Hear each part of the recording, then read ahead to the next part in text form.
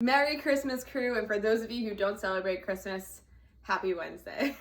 We are here today, and I want to go over a bunch of basic movements because so many people have been coming to me lately and being like, I don't really know where to start in the gym or what I need to do. And I have an amazing free beginner's guide actually on my website if you're looking for even more detail here. But I want to go through a few of the basic movements and how they should look because it's hard to know if you're doing it correctly if someone's not watching you, and especially for somebody if you're newer to exercise.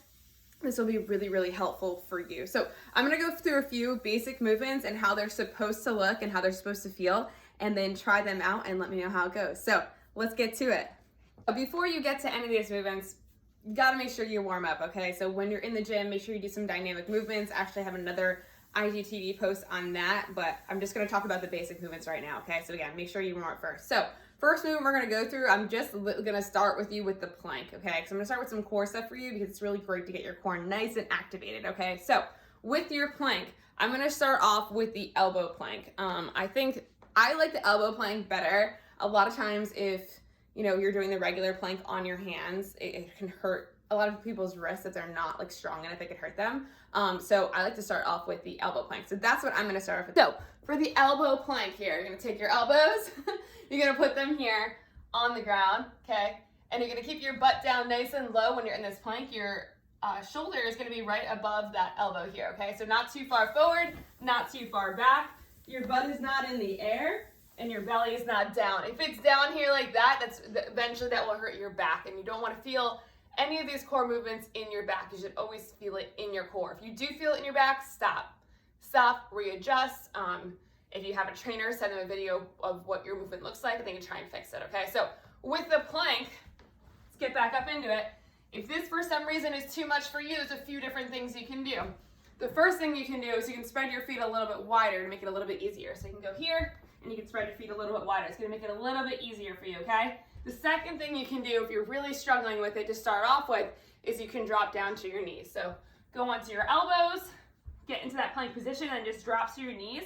Keep that belly up and just hold here, okay? You're still gonna get just the same amount of core work right there if you're struggling. So there's places that you can start. You don't have to start right into the plank, okay? So those are a couple of different options that you can do to make it a little bit easier so that you can get started off with it, okay? But a plank is a great core exercise. It's a great core exercise.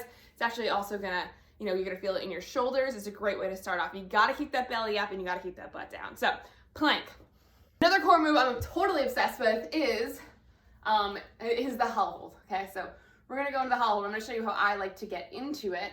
There's other great core exercises like the dead bug and stuff like that, but I want to do a different post on that because there's a lot more explanation than I want to get into that. But let's show you the hollow hold. So what I love to do, because I used to be a gymnastics coach, is get your feet into a nice ball here. Hold it nice and tight, okay? Feet up in the air like this, okay?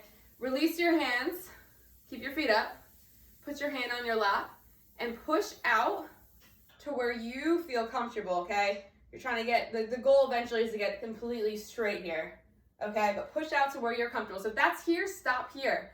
Tuck that belly in. You want to feel like you're pushing that lower back to the ground. Again, you should feel no back pain. So come here. If this feels good, extend it out.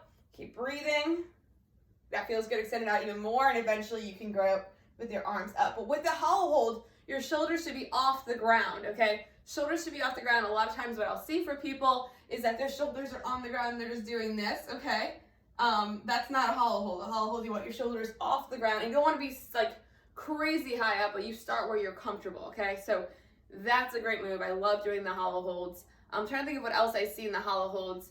Again, if you're feeling it in your lower back, then you're doing it wrong, okay? So readjust. Don't put your ego aside. If anything is hurting you, you gotta readjust, okay? Because it's not gonna help you in the long run, okay? Never should feel it in your back. So hollow hold, a great another move to get those basics. Look at this, we're doing this all at home too, so you have no excuse, you can do it, okay?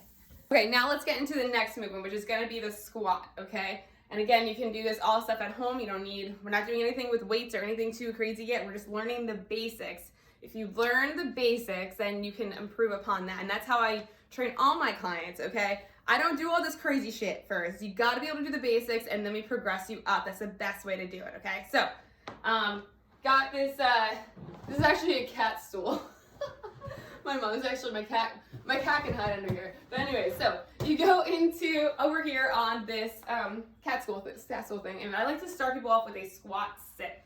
Okay, so put this here, feet about shoulder width apart here. Turn your toes out slightly. Now note, with this squat, everybody's squat stance will be different. Like some people have their feet out a little bit more, some people have them in a little more. It's just going to be depending on you. That's actually another great video I should do on. So don't ever look at one person's squat and be like, it has to look like that. You know, everybody's a little bit different depending on how their makeup is, okay? So shoulder width apart. I'm gonna do slightly toes out for mine today. Chest up nice and tall. You're gonna sit back down onto your stool or bench and then come up and squeeze. Sit down, come up and squeeze.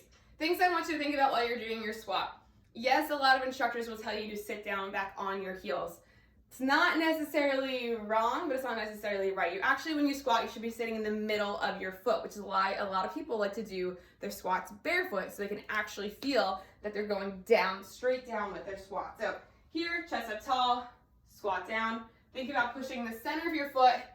So a lot of people will cue the heel because that does allow them to actually sit in the center of their foot. So down and up.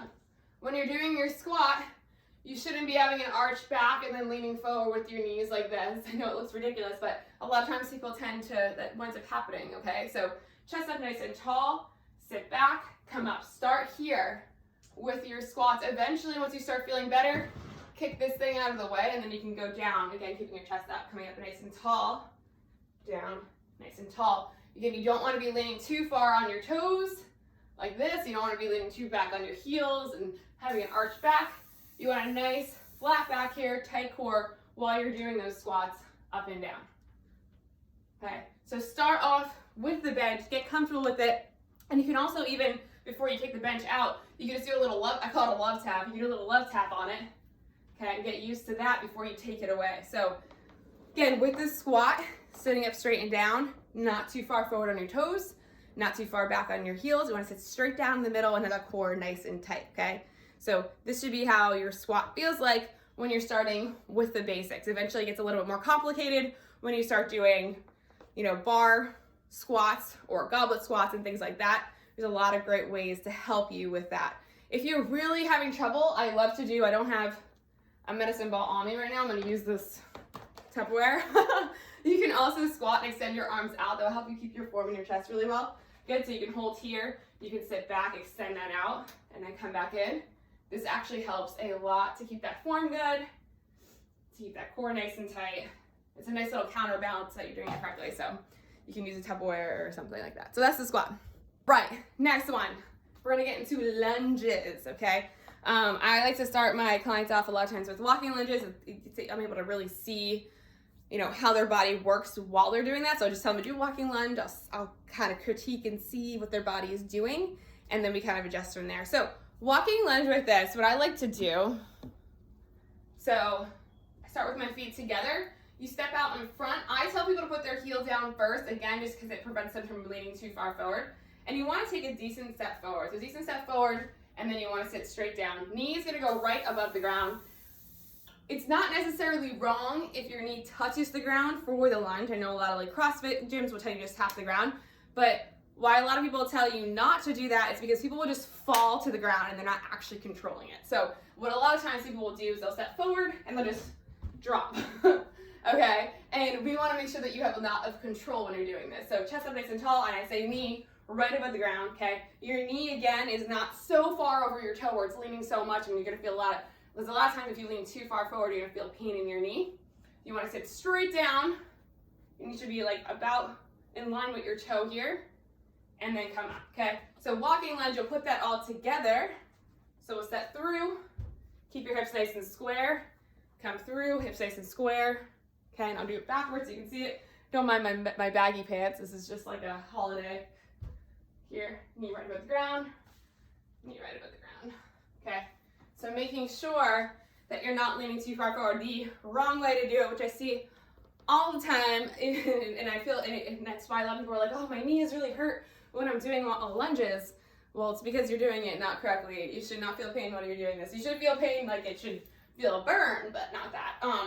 But a lot of times I see is people leaning forward so much like this while they're doing it. I know it looks crazy, but that's exactly what I see. So you've got to take your time and be in control when you're doing your lunges. So I hope that helps for your lunges. Next one we're gonna do is bicep curl. Now I don't have weights, but you don't need weights either. I'm gonna use my Oikos bottles.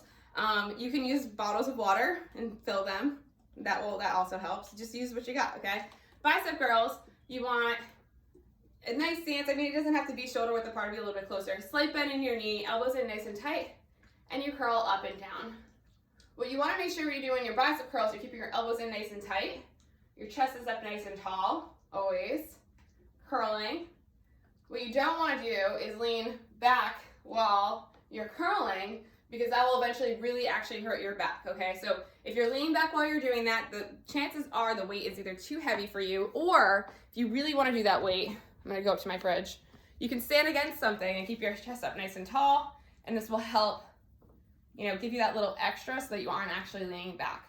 So never feel in your back again. So grab your Oikos and try some bicep curls like that. If you want to make the bicep curls a little bit more intense or a little harder, I like to have people stand on one leg, or you can do it on your knees. It's just going to activate your core a little bit more and give you a little bit more challenging stability aspect of it. So try that for your bicep curl. Right, we're going to get into push-ups, which is another favorite one that I see in classes all the time. And this is just because a lot of people just don't know how to do push-ups correctly. So we're going to go into some push-ups here. So your hands, you're going to be in this tall plank position now, okay? Your hands are going to be shoulder width apart. Feet up. Same thing here with the push-up. You can make your feet a little bit wider if you're having trouble with it, or you can drop down to your knees. So remember, if you're going to drop down to your knees for your push-up, make sure you hit that plank position first. Drop those knees wherever they are, and then lift those legs up, okay? That's just going to keep it so you actually have it in the correct position. Because sometimes if you just drop your knees, it turns into this, okay? And that's not right. The push-up. Okay, a few things to think about when you're doing your push-up, okay? Your elbows should be at about 45 degrees when they're going back, okay? Not necessarily really close to you. That's a different type of push-up. There's a ton of different types of push-ups, but 45 degrees on the elbow and not just like flailing out, okay? If you flail out too much, that's when you might start to feel some elbow pain, and we don't want to feel elbow pain. We want to be nice and controlled, and you want to feel it in your chest, you'll feel it in your triceps, and things like that. So make sure that your elbows are at 45 degrees. I think that's a very helpful cue that helps a lot of people when they start to flail their elbows out a little bit, okay? So plank position, your elbows are gonna go 45, you're gonna go down, and then come back up. Your body's all going down at once, okay? So it's not like just the upper half. It's not just the lower half. I see this one all the time with the push-ups. I'm not trying to make fun of you, but this is just what happens. This is what winds up happening when you're doing a push-up. Everything should be going down at the same exact time, okay? So down, come back up, okay? A lot of times it gets a little harder, but you can do drop down, lift your arms up so you can see that you're going all up at the same time, okay? So everything should be at the same time. Your elbows should be at 45 degrees. If you bring your elbows in closer, that's gonna be more of a tricep push-up, and it's actually a lot harder for a lot of people. And if you go wider, you're gonna really feel it a lot more in that chest. So lots of different things with that push-up here. So just gonna stick with those basic movements today, but if there's any movements that you are struggling with and having issues with, please comment down below, and I wanna go over them and help you in any way you can. No question is stupid, okay? So put the ego aside, no question is stupid. If you're having trouble with something, or if you're having pain while you're doing a certain exercise, please reach out. We are here to help you, and I wanna make sure that you're doing things correctly, especially as this new year comes in. You're gonna be seeing a lot of interesting things online, and you're gonna be seeing a lot of interesting things in the gym, okay? Doesn't necessarily mean they're all wrong, but if it doesn't look or feel right, it's probably not, okay? So I wanna make sure you guys have the basics. So try out those movements again. You can do these all at home. Focus on quality instead of quantity, okay? I'd rather people rep out 5 beautiful push-ups than try and do 20 and do them sloppy as hell. Like, quality. You're gonna get way more out of quality than you are out of quantity. It's the same thing what people say about friends, right? You wanna have quality friends. You don't need to have a ton of them. Quality, okay? That's the way of life for everything. So I hope you guys have a Merry Christmas. I hope this helped you. And yeah, if you have any questions at all, please let me know. I obviously also have my pull-up program that's launching January 13th. I should probably do an IGTV on that too, huh? So January 13th, my program's launching.